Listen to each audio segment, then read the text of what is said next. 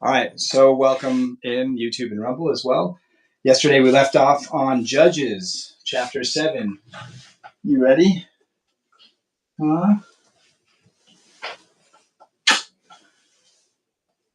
That's from your mom, Michelle. All right, you guys. Thank you for coming in.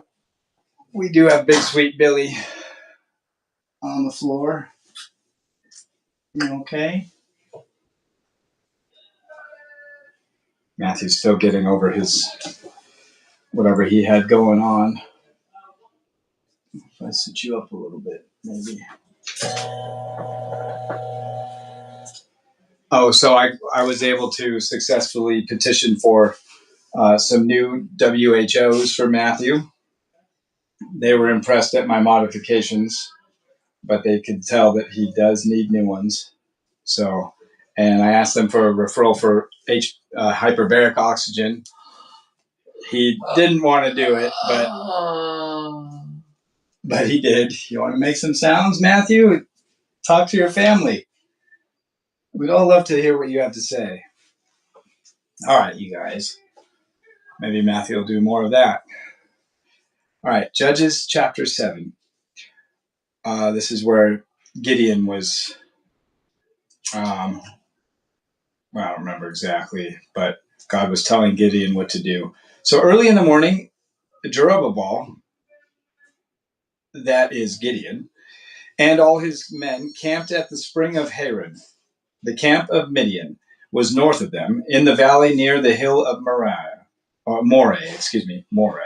The Lord said to Gideon, "You have too many men. I cannot deliver Midian into their hands, or Israel would boast against me. My own strength has saved me."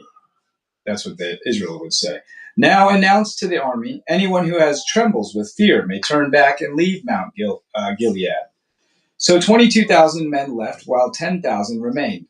But the Lord said to Gideon, "There are still too many men. Take them down to the water, and I will thin them out for you there. If I say, 'This one shall go with you,' he shall go. But if I say, 'This one shall not go with you,' he shall not go." You know, just to stop there, that's interesting. That's exactly what the centurion said to Jesus. I'll bet you there's a tie-in there. Anyway, so Gideon took the men down to the water. There the Lord told him, separate those who lap the water with their tongues, as a dog laps from those who kneel down to drink. 300 of them drank from cupped hands, lapping like dogs. All the rest got down on their knees to drink. The Lord said to Gideon, "With the 300 men that I lapped, I will save you and give the Midianites into your hands. Let all the others go home." So Gideon sent the rest of the Israelites home, but kept 300, who took over the provisions and trumpets of the others. Now the camp of Midian lay below him in the valley. During that night, the Lord said to Gideon, "Get up, go down against the camp, because I am going to give it into your hands. If you are afraid to attack, go down to the camp with your servant Purah, and listen to what they are saying. Afterward, you will be encouraged to attack the camp." So he and Purah So he and Purah, his servant, went down to the outposts of the camp. The Midianites, the Amalekites, and all the other eastern peoples had settled in the valley thick as locusts. Their camels could no more be counted than the sand on the seashore. Gideon arrived just as a man was telling a friend his dream. "I had a dream," he was saying. "A round loaf of barley bread came tumbling into the Midianite camp. It struck the tent with such force that the tent overturned and collapsed." His friend responded, "This can be nothing other than the sword of Gideon, son of Joash, the Israelite. God has given the Midianites and the whole camp into his hands." When Gideon heard the dream and his interpretation, he bowed down and worshipped. He returned to the camp of Israel and called out, "Get up! The Lord has given the Midianite camp into your hands." Dividing the 300 men into 3 companies, he placed trumpets and empty jars in the hands of all of them. What do you want?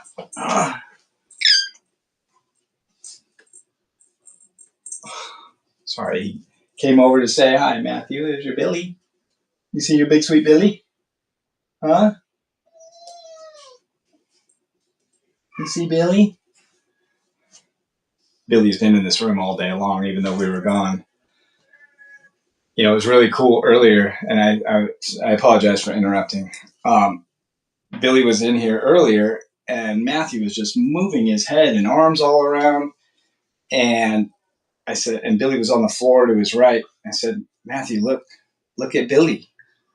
And Matthew was doing all this, and he went like this. He just lifted his head up and pointed it to his right and looking down on the floor at Billy. It was really cool. You did really good job, Matthew. All right. Okay, so where were we? So God has given the Midianites and the whole camp into his hands. When Gideon heard the dream and its interpretation, he bowed down and worshipped. He returned to the camp of Israel and called out, "Get up, the Lord has given the Midianite camp into your hands." Dividing the 300 men, oh good, that all went through. The 300 men into 3 companies. He placed trumpets and empty jars in the hands of all of them, with torches inside. "Watch me," he told them. "Follow my lead. When I get to the edge of the camp, do exactly as I do.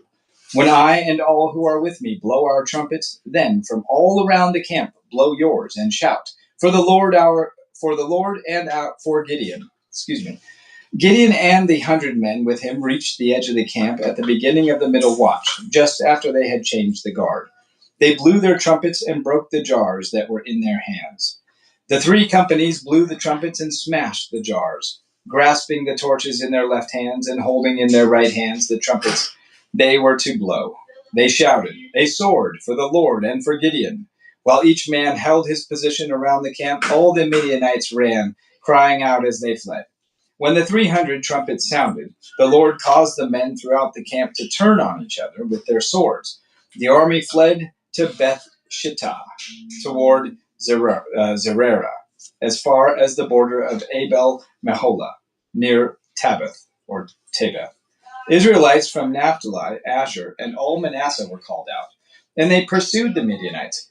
Gideon sent messengers throughout the hill country of Ephraim, saying, "Come down against the Midianites and seize the waters of the Jordan, ahead of them, as far as Beth Baran." So all the men of Ephraim were called out, and they seized the waters of the Jordan as far as Beth Baran. They also captured 2 of the Midianite leaders, Oreb and Zeeb. They killed Oreb on the rock of Oreb, and Zeeb at the winepress of Zeeb. They pursued the Midianites and brought the heads of Oreb and Zeeb to Gideon, who was by the Jordan. Judges chapter 8. Now the Ephraimites asked Gideon, "Why have you treated us like this? Why didn't you call us when you went to fight Midian?" And they challenged him vigorously. But he answered them, What have I accomplished compared to you? Aren't the gleanings of Ephraim's grapes better than the full grape harvest of Abiezer? God gave Oreb and Zeeb, the Midianite leaders, into your hands. What was I able to do compared to you? At this, their resentment against him subsided. Gideon and his 300 men, exhausted yet keeping up the pursuit, came to the Jordan and crossed it. He said to the men of Sukkoth, "Give my troops some bread. They are worn out, and I am still pursuing Zebah and Zalmunna, the kings of Midian." But the officials of Sukkoth said, "Do you already have the hands of Zebah and Zalmunna in your possession? Why should we give you bread? Why should we give bread to your troops?" Then Gideon replied, "Just for that, when the Lord has given Zebah and Zalmunna into my hand, I will tear your flesh with desert thorns and briars." From there he went up to Peniel and made the same request of them, but they answered as the men of Sukkoth had. So he had said to the men of Peniel, "When I return in triumph, I will tear down this tower." Now Zebah and Zalmunna were in Karkor with a force of about 15,000 men, all that were left of the armies of the eastern peoples. 120,000 swordsmen had fallen. Gideon went up by the route of the nomads east of Nobah and Jogbeh, and attacked the unsuspecting army. Zebah and Zalmunna, the 2 kings of Midian, fled, but he pursued them and captured them, routing their entire army. Gideon, son of Joash, then returned from the battle by the pass of Heres. He caught a young man of Succoth and questioned him. And the young man wrote down for him the names of the 77 officials of Succoth, the elders of the town. Then Gideon came and said to the men of Succoth, "Here are Zebah and Zalmunna, about whom you taunted me by saying, 'Do you already have the hands of Zebah and Zalmunna in your possession? Why should we give bread to your exhausted men?'" He took the elders of the town and taught the men of Succoth a lesson by punishing them uh, with desert thorns and briars. He also pulled down the tower of Peniel and killed the men of the town. Then he asked Zebah and Zalmunna, "What kind of men did you kill at Tabor?" "Men like you," they answered, "each one with bearing of a prince." Gideon replied, "Those were my brothers, the sons of my own mother. As surely as the Lord lives, if you had spared their lives, I would not kill you." Turning to Jether, his oldest son, he said, "Kill them." But Jether did not draw his sword because he was only a boy and was afraid. Zebah and Zalmunna said, "Come, do it yourself. As is the man, so is his strength. As is the man, so is his strength." So Gideon stepped forward and killed them, and took the ornaments off their camels' necks. The Israelites said to Gideon, "Rule over us, you, your son, and your grandson, because you have saved us from the hand of Midian." But Gideon told them, "I will not rule over you, nor will my son rule over you. The Lord will rule over you."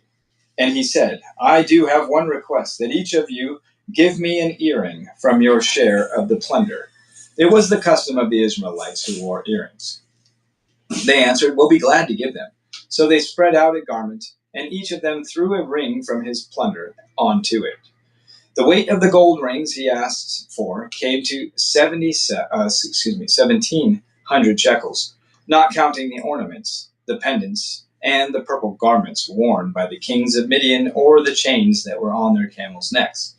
Gideon made the gold into an ephod, which he placed in Ophrah, his town.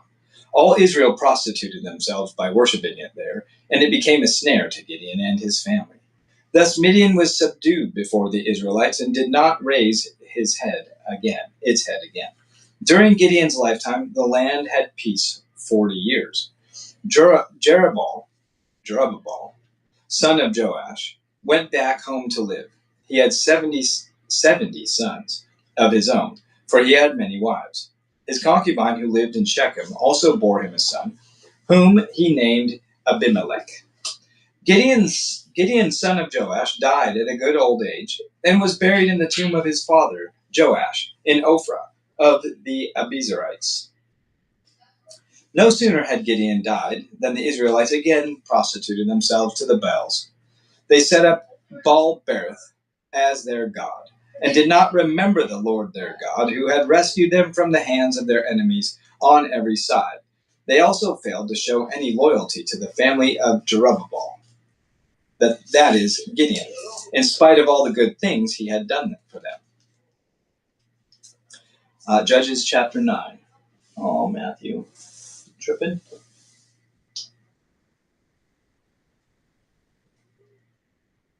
Hmm?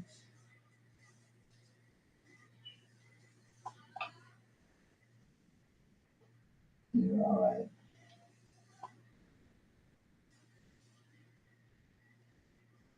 All right. Judges chapter 9. Abimelech, son of Jerubbaal, went to his mother's brothers in Shechem, and said to them and to all his mother's clan, "Ask all the citizens of Shechem, which is better for you, to have all 70 of Jerubbaal's sons rule over you, or just one man? Remember, I am your flesh and blood." When the brothers repeated all this to the citizens of Shechem, they were inclined to follow Abimelech, for they said, "He is related to us." They gave him 70 shekels of silver from the temple of Baal-berith, and Abimelech used it to hire reckless scoundrels who became his followers. He went to his father's home in Ophrah, and on one stone murdered his 70 brothers, the sons of Jerubbaal. But Jotham, the youngest son of Jerubbaal, escaped by hiding. Then all the citizens of Shechem and Beth Milo gathered beside the great tree at the pillar in Shechem to crown Abimelech king. When Jotham was told about this, he climbed up on the mountain of Gerizim and shouted to them, "Listen to me, citizens of Shechem, so that God may listen to you." One day the trees went out to anoint a king for themselves. They said to the olive tree, "Be our king." But the olive tree answered, "Should I give up my oil, by which both gods and humans are honored, to hold sway over the trees?" Next, the trees said to the fig tree, "Come out and be our king." But the fig tree replied, "Should I give up my fruit, so good and sweet, to hold sway over the trees?" Then the trees said to the vine, "Come and be our king." But the vine answered, "Should I give up my wine, which cheers both gods and humans, to hold sway over the trees?" Finally, all the trees said to the thorn bush, "Come and be our king." The thorn bush said to the trees, "If you really want to anoint me king over you, come and take refuge in my shade. But if not, then let fire come out of the thorn bush and consume the cedars of Lebanon." Have you acted honorably in good faith by making Abimelech king? Have you been fair to Jerubbaal and his family? Have you treated him as he deserves? Remember that my father fought for you and risked his life to rescue you from the hand of Midian. But today you have revolted against my father's family. You have murdered his 70 sons on a single stone and have made Abimelech, the son of his female slave, king over the citizens of Shechem because he is related to you. So have you acted honorably and in good faith toward Jerubbaal and his family today? If you have, may Abimelech be your joy, and may you be his too. But if you have not, let fire come out from Abimelech and consume you, the citizens of Shechem and Beth Milo, and let fire come out from you, the citizens of Shechem and Beth Milo, and consume Abimelech. Then Jotham, you okay, Matthew? Then Jotham fled, escaping to Beer, and he lived there because he was afraid of his brother Abimelech. After Abimelech had governed Israel 3 years, God stirred up animosity between Abimelech and the citizens of Shechem, so that they acted treacherously against Abimelech. God did this in order that the crime against Jerubbaal's 70 sons, the shedding of their blood, might be avenged on their brother Abimelech and on the citizens of Shechem, who had helped him murder his brothers. In opposition to him, these citizens of Shechem set men on the hilltops to ambush and rob everyone who passed by, and this was reported by Abimelech. Now Gaal, son of Ebed, moved with his clan into Shechem, and its citizens put their confidence in him. After they had gone out into the fields and gathered the grapes and trodden them, they held a festival in the temple of their God. While they were eating and drinking, they cursed Abimelech. Then Gaal, or Gaal, thank you. I can't see that far. I apologize. I'd see your name.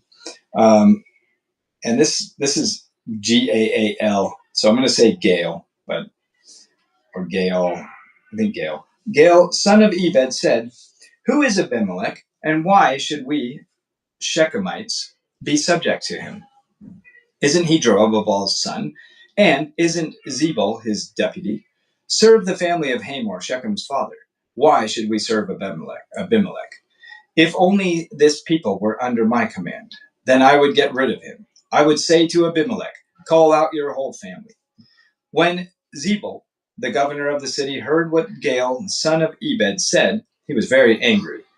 Undercover, he sent messengers to Abimelech, saying, "Gaal, son of Ebed, and his clan have come to Shechem and are stirring up the city against you. Now then, during the night, you and your men should come and lie in wait in the fields. In the morning at sunrise, advance against the city. When Gaal and his men come out against you, seize the opportunity to attack them." So Abimelech and all his troops set out by night and took up concealed positions near Shechem in 4 companies. Now Gaal, son of Ebed, had gone out and was standing at the entrance of the city gate, just as Abimelech and his troops came out from their hiding place. When Gaal saw them, he said to Zebul, "Look, people are coming down from the tops of the mountains." Zebul replied, "You mistake shadows of the mountains for men." But Gaal spoke up again, "Look, people are coming down from the central hill, and a company is coming from the direction of the diviner's tree." Then Zebul said to him, "Where is your big talk now, you who said, 'Who is Abimelech, that we should be subject to him?' Aren't these the men you ridiculed? go out and fight them. So Gaal led out the citizens of Shechem and fought Abimelech. Abimelech chased him all the way to the entrance of the gate, and many were killed as they fled. Then Abimelech stayed in Arumah, and Zebul drove Gaal and his clan out of Shechem. The next day, the people of Shechem went out to the fields, and this was reported to Abimelech. So he took his men, divided them into 3 companies, and set an ambush in the fields. When he saw the people coming out of the city, he rose to attack them. Abimelech and his companies with him rushed forward to a position at the entrance of the city gate. Then 2 companies attacked those in the fields and struck them down. All that day, Abimelech pressed his attack against the city until he had captured it and killed its people. Then he destroyed the city and scattered salt over it.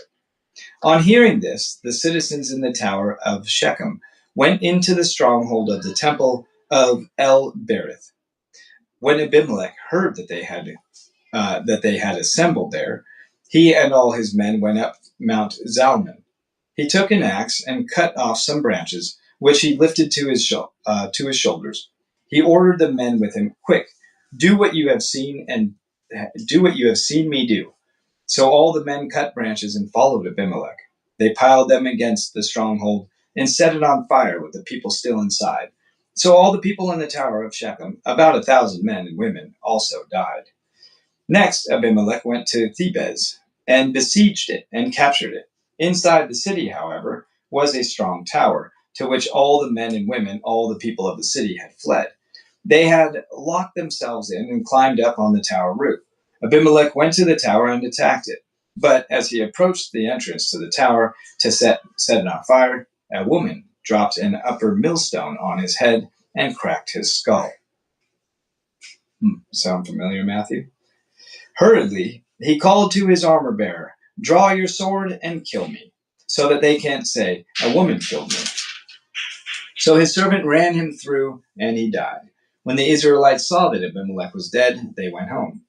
Thus God repaid the wickedness that Abimelech had done to his father by murdering his 70 brothers. God also made the people of Shechem pay for all their wickedness. The curse of Jotham, son of Jerubbaal, came on them. Judges chapter 10. After the time of Abimelech, a man of Issachar named Tola, son of Puah, the son of Dodo, rose to save Israel. He lived in Shamir, in the hill country of Ephraim. He led Israel 23 years. Then he died. He was buried in Shamir. He was followed by Jair of Gilead, who led Israel 22 years. He had 30 sons who rode 30 donkeys. They controlled 30 towns in Gilead, which to this day are called Havoth Jair. When Jair died, he was buried in Canaan. Again, the Israelites did evil in the eyes of the Lord. They served the Baals and the Ashereths and the gods of Aram, the gods of Sidon, the gods of Moab, the gods of the Ammonites, and the gods of the Philistines. And because the Israelites forsook the Lord and no longer served him, he became angry with them. He sold them into the hands of the Philistines and the Amorites, who that year shattered and crushed them. For 18 years they oppressed all the Israelites on the east side of the Jordan in Gilead, the land of the Amorites. The Amorites also crossed the Jordan to fight against Judah, Benjamin, and Ephraim. Israel was in great distress. Then the Israelites cried out to the Lord, "We have sinned against you, forsaking our God and serving the Baals." The Lord replied, "When the Egyptians, the Amorites, the Ammonites, the Philistines, the Sidonians, the Amalekites, and the Maonites oppressed you, and you cried to me for help, did I not save you from their hands? But you have forsaken me and served other gods, so I will no longer save you. Go and cry out to the gods you have chosen. Let them save you when you are in trouble." But the Israelites said to the Lord, "We have sinned. Do with us whatever you think best, but please rescue us now." Then they got rid of the foreign gods among them and served the Lord, and he could bear Israel's misery no longer. When the Ammonites were called to arms and camped in Gilead, the Israelites assembled and camped at Mizpah. The leaders of the people of Gilead said to each other, "Whoever will take the lead in attacking the Amorites will be head over all who live in Gilead." Judges chapter 11. Jephthah the Gileadite was a mighty warrior. His father was Gilead. His mother was a prostitute. Gilead's wife also bore him sons, and when they were grown up, they drove Jephthah away. "You are not going to get any inheritance in our family," they said, "because you are the son of another woman." So Jephthah fled from his brothers and settled in the land of Tob, where a gang of scoundrels gathered around him and followed him. Sometime later, when the Ammonites were fighting against Israel, the elders of Gilead went to Jephthah from the land of Tob. "Come," they said, "be our commander so we can fight the Ammonites." Jephthah said to them, "Didn't you hate me and drive me away from my father's house? Why do you come to me now when you are in trouble?" The elders of Gilead said to him, "Nevertheless, we are turning to you now. Come with us to fight the Ammonites, and you will be head over all of us who live in Gilead." Jephthah answered, "Suppose you take me back to fight the Ammonites, and the Lord gives them to me. Will I really be your head?" The elders of Gilead replied, "The Lord is our witness. We will certainly do as you say." So Jephthah went with the elders of Gilead, and the people made him head and commander over them, and he repeated all his words before the Lord in Mizpah. Then Jephthah sent messengers to the Ammonite king with the question, "What do you have against me that you have attacked my country?" The king of the Ammonites answered Jephthah's messengers, "When Israel came up out of Egypt, they took away my land from the Arnon to the Jabbok, all the way to the Jordan. Now give it back peaceably." Jephthah sent back messengers to the Ammonite king, saying, "This is what Jephthah says. Israel did not take the land of Moab or the land of the Ammonites, but when they came up out of Egypt, Israel went through the wilderness to the Red Sea and on to Kadesh. Then Israel sent messengers to the king of Edom, saying, 'Give us permission to go through your country.' But the king of Edom would not listen. They sent also to the king of Moab, and he refused. So Israel stayed at Kadesh. Next, they traveled through the wilderness, skirted the lands of Edom and Moab, pressing along the eastern side of the country of Moab, and camped on the other side of the Arnon. They did not enter the territory of Moab, for the Arnon was its border. Then Israel sent messengers to Sihon, king of the Amorites, who ruled in Heshbon, and said to him, 'Let us pass through your country to our own place.' Sihon, however, did not trust Israel to pass through his territory. He mustered all his troops and encamped at Jahaz and fought with Israel. Then the Lord, the God of Israel, gave Sihon and his whole army, uh, Then the Lord, the God of Israel, gave Sihon and his whole army into Israel's hands, and they defeated them. Israel took over all the land of the Amorites who lived in the country, capturing all of it, from the Arnon to the Jabbok, and from the desert to the Jordan. Now, since the Lord, the God of Israel, has driven the Amorites out before his people Israel, what right have you to take it over? Will you not take what your God Chemosh gives you? Likewise, whatever the Lord our God has given us, we will possess. Are you any better than Balak, son of Zippor, king of Moab? Did he ever quarrel with Israel or fight with them? For 300 years Israel occupied Heshbon, the surrounding settlements, and all the towns along the Arnon. Why didn't you take them during that time? I have not wronged you, but you are doing me wrong by waging war against me. Let the Lord, the judge, decide the dispute this day between the Israelites and the Ammonites." The king of Ammon, however, paid no attention to the message Jephthah sent him. Then the Spirit of the Lord came on Jephthah. He crossed Gilead and Manasseh, passed through Mizpah of Gilead. Then from there he advanced against the Ammonites. Then Jephthah made a vow to the Lord, "If you give the Ammonites into my hand, whatever comes out of the door of my house to meet me when I return in triumph from the Ammonites will be the Lord's, and I will sacrifice it as a burnt offering." Then Jephthah, do you know what's going to come out of his door? It's pretty sad. Then Jephthah went over to fight the Ammonites, and the Lord gave them into his hands. He devastated 20 towns from Aurora to the vicinity of Minnith, as far as Abel Keramim. Thus Israel subdued Ammon. When Jephthah returned to his home in Mizpah, who should come out to meet him but his daughter, dancing to the sound of timbrels? She was an only child. Except for her, he had neither son nor daughter. When he saw her, he tore his clothes and cried, "Oh no, my daughter, you have brought me down, and I am devastated. I have made a vow to the Lord that I cannot break." "My father," she replied, "you have given your word to the Lord. Do to me just as you promised, now that the Lord has avenged you of your enemies, the Ammonites. But grant me this one request," she said. "Give me 2 months to roam the hills and weep with my friends, because I will never marry." "You may go," he said, and let her go for 2 months. She and her friends went into the hills and wept because she was never to marry. After the 2 months, she returned to her father, and he did to her as he had vowed, and she was a virgin. From this comes the Israelite tradition that each year, the young women of Israel go out for 4 days to commemorate the daughter of Jephthah the Gileadite. How are we doing? Judges chapter 12.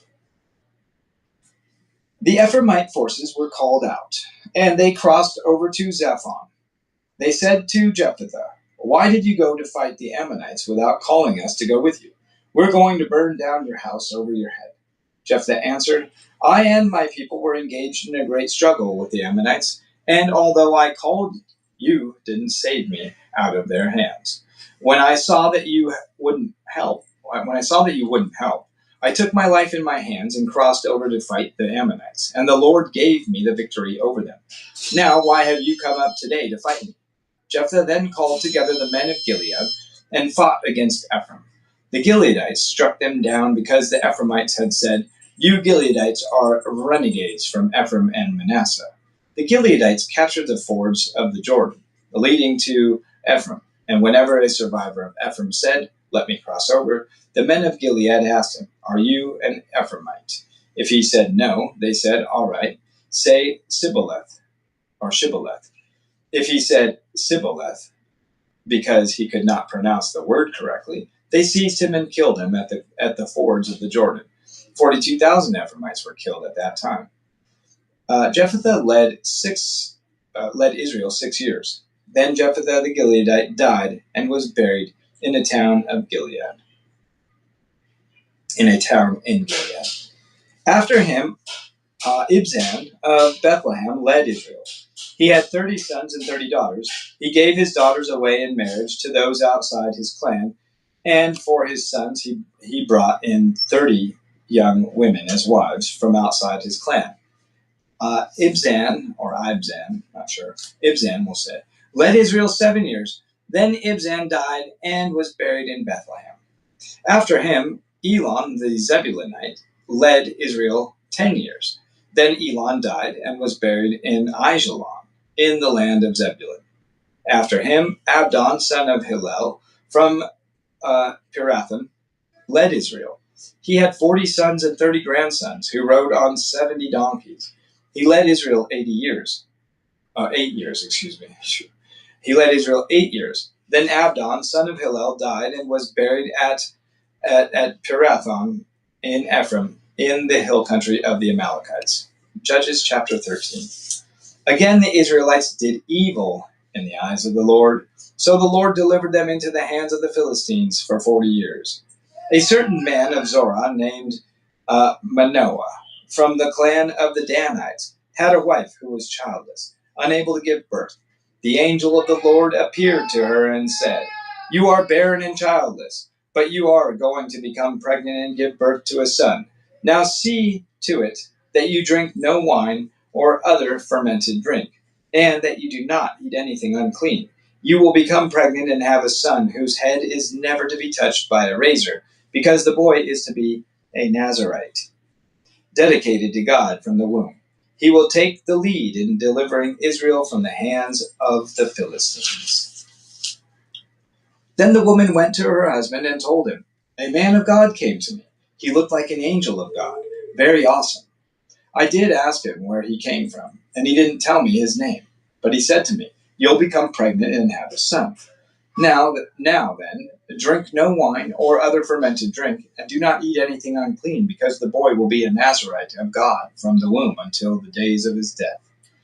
Then Manoah prayed to the Lord, 'Pardon your servant, Lord.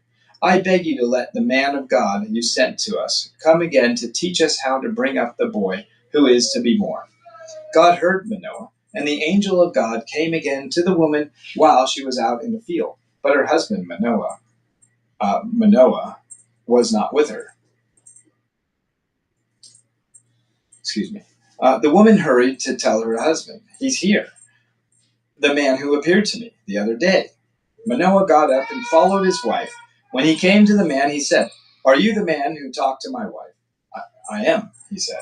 So Manoah asked him, 'When your words are fulfilled, what is to be the rule that governs the boy's life and work?' The angel of the Lord answered, 'Your wife must do all that I have told her. She must not eat anything that comes from the grapevine, nor drink any wine or other fermented drink, nor eat anything unclean. She must do everything I have commanded her.' Manoah said to the angel of the Lord, 'We would like you to stay until we prepare a young goat for you.'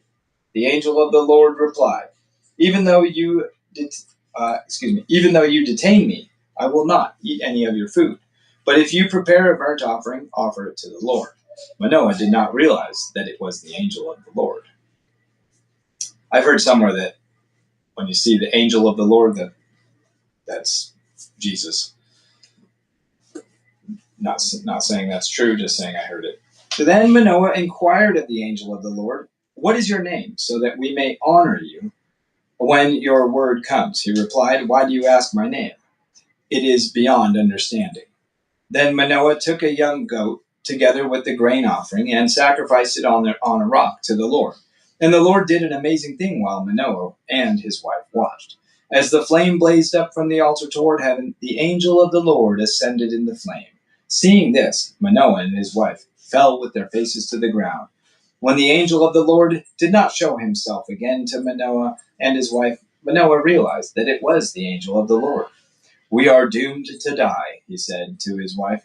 "We have seen God." But his wife answered, "If the Lord had meant to kill us, he would not have accepted a burnt offering and a grain offering from our hands, nor shown us all these things, or now told us this." Right, Matthew? The woman gave birth to a boy and named him Samson. He grew, and the Lord blessed him. And the Spirit of the Lord began to stir him while he was in Dan, between Zorah and Eshtaol. Judges chapter 14. Samson went down to Timnah and saw there a young Philistine woman.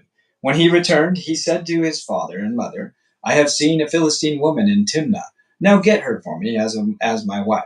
His father and mother replied, "Isn't there an acceptable woman among your relatives or among our people?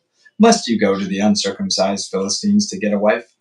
But Samson said to his mother, "Get her for me. She's the right one for me." His parents did not know that this was from the Lord, who was seeking an occasion to confront the Philistines, for at that time they were ruling over Israel. Samson went down to Timnah together with his father and mother. As they approached the vineyards of Timnah, suddenly a young lion came roaring toward him. The Spirit of the Lord came powerfully upon him, so that he tore the lion apart with his bare hands, as he might have torn a young goat. But he told neither his father nor his mother what he had done. Then he went down and talked with the woman, and he liked her. So right there, Matthew, he's not supposed to touch anything dead. There's one strike against him. Sometime later, when he went back to marry her, he turned aside to look at the lion's carcass, and in it he saw a swarm of bees and some honey. He scooped out the honey with his hands and ate it as he went along. When he rejoined his parents, he gave them some, and they ate too. They too ate it. But he did not tell them that it had been the honey from the lion's carcass. Now his father went down to see the woman, and there Samson held a feast, as was customary for young men. When the people saw him, they chose 30 men to be his companions. "Let me tell you a riddle," Samson said to them. If you can give me the answer within the 7 days of the feast, I will give you 30 linen garments and 30 sets of clothes. If you can't tell me the answer, you must give me 30 linen garments and 30 sets of clothes. Tell us your riddle, they said. Let's hear it. He replied, out of the eater, something to eat. Out of the strong, something sweet. For 3 days, they could not give the answer. On the fourth day, they said to Samson's wife, Coax, your husband, excuse me, coax your husband into explaining the riddle for us, or we will burn you and your father's household to death. Did you invite us here to steal our property? Then Samson's wife threw herself on him, sobbing, you hate me. You don't really love me. You've given my people a riddle, but you haven't told me the answer. Excuse me. I haven't explained it to my father or mother, he replied. I haven't even explained it to my father or mother, he replied. So why should I explain it to you? She cried the whole 7 days of the feast. So on the seventh day, he finally told her because she continued to press him. She, in turn, explained the riddle to her people. Before sunset on the seventh day, the men of the town said to him, what is sweeter than honey? What is stronger than a lion? Samson said to them, if you had not plowed with my heifer, you would not have solved my riddle. Then this, and I don't know what that means. I know it's been told to me before, and I don't remember what that means exactly. So if someone in the comments knows or wants to share that with everyone, be my guest. Then the Spirit of the Lord came powerfully upon him. He went down to Ashkelon, struck down 30 of their men, stripped them of everything, and gave their clothes to those who had explained the riddle. Burning with anger, he returned to his father's home, and Samson's wife was given to one of his companions who had attended him at the feast. Judges 15. Later on, at the time of wheat harvest, Samson took a young goat and went to visit his wife. He said, I'm going to my wife's room. But her father would not let him go in. I was so sure you hated her, he said, that I gave her to your companion. Isn't her younger sister more attractive? Take her instead. Samson said to them, this time I have a right to get even with the Philistines. I will really harm them. So he went out and caught 300 foxes and tied them tail to tail in pairs. He then fastened a torch to every pair of tails, lit the torches, and let the foxes loose in the standing grain of the Philistines. He burned up the shocks and standing grain, excuse me, together with the vineyards of the olive groves. When the Philistines asked, who did this? They were told, Samson, the Timnite's son-in-law, because his wife was given to his companion. So the Philistines went up and burned her and her father to death. Samson said to them, since you've acted like this, I swear that I won't stop until I get my revenge on you.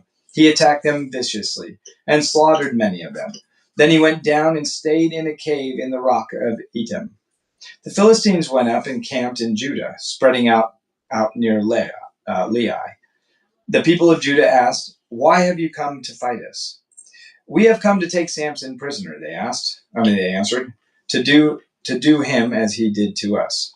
Then 3,000 men from Judah went down to the cave in the rock of Edom and said to Samson, don't you realize that the Philistines rule over us? But what have you done to us? He answered, I merely did to them what they did to me. They said to him, we've come to tie you up and hand you over to the Philistines. Samson said, swear to me that you won't kill me yourselves. Agreed, they answered. We will only tie you up and hand you over to them. We will not kill you. So they bound him with 2 new ropes, and led him up from the rock. What are you doing? What are you doing with your mouth? Don't grind your teeth, Matthew. Don't start grinding your teeth on me. Let's see. I'll start that. So we will not kill you. So they bound him with 2 new ropes and led him up from the rock. As he approached Lehi, the Philistines came toward him shouting. The Spirit of the Lord came powerfully upon him. The ropes on his arms became like charred flax, and the bindings dropped from his hands. Finding a fresh jawbone of a donkey, he grabbed it and struck down 1,000 men. Then Samson said, with a donkey's jawbone I have made donkeys of them. With a donkey's jawbone I have killed 1,000 men. Excuse me. When he finished speaking, he threw away the jawbone, and the place was called Ramoth Lehi. Because he was very thirsty, he cried out to the Lord, "You have given your servant this great victory. Must I now die of thirst and fall into the hands of the uncircumcised?" Then God opened up the hollow place in Lehi, and water came out of it. When Samson drank, his strength returned, and he revived. So the spring was called En Hakor, and it is still there in Lehi. Samson led Israel for 20 years in the days of the Philistines. Chapter 16, Judges 16. How are we doing on time? 12 more minutes. One day, Samson went to Gaza, where he saw a prostitute. He went up to spend the night with her. The people of Gaza were told, "Samson is here." So they surrounded the place and lay in wait for him all night at the city gate. They made no move during the night, saying, "At dawn we'll kill him." But Samson lay there only until the middle of the night. Then he got up and took hold of the doors of the city gate, together with the two posts, and tore them loose, bar and all. He lifted them to his shoulders and carried them to the top of the hill that faces Hebron. Some time later, he fell in love with a woman in the valley of Sorek, whose name was Delilah. The rulers of the Philistines went to her and said, "See if you can lure him see if you can lure him into showing you the secret of his great strength, and how we can overpower him, so we may tie him up and subdue him. Each one of us will give you 1,100 shekels of silver." So Delilah said to Samson, "Tell me the secret of your great strength and how you can be tied up and subdued." She's not holding back, huh? She's like, "Tell me your weakness." Samson answered her, "If anyone ties me with 7 fresh bowstrings that have not been dried, I'll become as weak as any other man." Then the rulers of the Philistines brought her 7 fresh bowstrings that had not been dried, and she tied him with them. With men hiding in the room, she called to them, "Samson, the Philistines are upon you." But he snapped the bowstrings as easily as a piece of string snaps when it comes close to a flame. So the secret of his strength was not discovered. Then Delilah said to Samson, "You have made a fool of me. You lied to me. Come now, tell me how you can be tied." He said, "If anyone ties me securely with new ropes that have never been used, I'll become as weak as any other man." So Delilah took new ropes and tied him with them. Then, with men hiding in the room, she called to him, "Samson, the Philistines are upon you." But he snapped the ropes off his arms as if they were threads. Delilah then said to Samson, "All this time you have been making a fool of me and lying to me. Tell me how you can be tied." He replied, "If you weave the 7 braids of my head into a fabric on the loom and tighten it with the pin, I'll become as weak as any other man."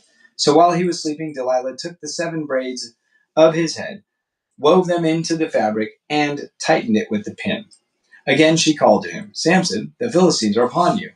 He woke from his sleep and pulled up the pin and the loom with the fabric. Then she said to him, "How can you say I love you when you won't confide in me? This is the 3rd time you have made a fool of me." This is the 3rd time you've made a fool of me and haven't told me the secret of your great strength. With such nagging, she prodded him day after day until he was sick to death of it. So he told her everything. "No razor has ever been used on my head," he said, "because I have been a Nazarite, dedicated to God from my mother's womb. If my head were shaved, my strength would leave me, and I would become as weak as any other man." When Delilah saw that he had told her everything, she sent word to the rulers of the Philistines, "Come back once more. He has told me everything." So the rulers of the Philistines returned with the silver in their hands. After putting him to sleep on her lap, she called for someone to shave off the 7 braids of his hair, and so began to subdue him, and his strength left him. Then she called, "Samson, the Philistines are upon you." He awoke from his sleep and thought, "I'll go out as before and shake myself free." but he did not know that the Lord had left him. Then the Philistines seized him, gouged out his eyes, and took him down to Gaza. Binding him with bronze shackles, they set him to grinding grain in the prison, but the hair on his head began to grow again after it had been shaved. Now the rulers of the Philistines assembled to offer a great sacrifice to Dagon, their god, and to celebrate, saying, "Our God has delivered Samson, our enemy, into our hands." When the people saw him, they praised their God, saying, "Our God has delivered our enemy into our hands, the one who laid waste our land and multiplied our slain." While they were high in spirits, they shouted, "Bring out Samson to entertain us." So they called Samson out of the prison, and he performed for them. When they stood among him, the Philistines, I'm mistaken. When they stood him among the pillars, Samson said to the servant who held his hand, "Put me where I can feel the pillars that support the temple, so that I may lean against them." Now the temple was crowded with men and women. All the rulers of the Philistines were there, and on the roof were about 3,000 men and women watching Samson perform. Then Samson prayed to the Lord, "Sovereign Lord, remember me. Please, God, strengthen me just once more, and let me with one blow get revenge on the Philistines for my 2 eyes." Then Samson reached toward the 2 central pillars on which the temple stood, bracing himself against them, his right hand on the one and on his left hand on the other. Samson said, "Let me die with the Philistines." Then he pushed with all his might, and down came the temple on the rulers and all the people in it. Thus he killed many more when he died than while he lived. Then his brothers and his father's whole family went down to get him. They brought him back and buried him between Zorah and Eshtaol in the tomb of Manoah, his father. He had led Israel 20 years. I'm almost going to lose you guys. All right. We'll stop there for the day. That's good story of Samson to end on. Tomorrow we'll pick up, Lord willing, Judges 17.